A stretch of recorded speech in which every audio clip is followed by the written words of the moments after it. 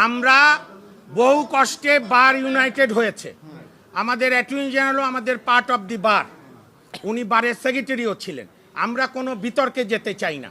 আমি মাহবুব রহমান খান সহ এখানে উপস্থিত সবাই, এক মিনিট, এই আমরা রেজিস্ট্রার জেনারেল সাহেবকে বলেছি যে এটা ট্রায়াল অ্যান্ড এরর বেসিস, হয়তো ভালো উদ্দেশ্যে ওনারা করেছিলেন, কিন্তু আপনারাও দেখেছেন এটা ফেইল করে গেছে, বুমেরাং হয়েছে।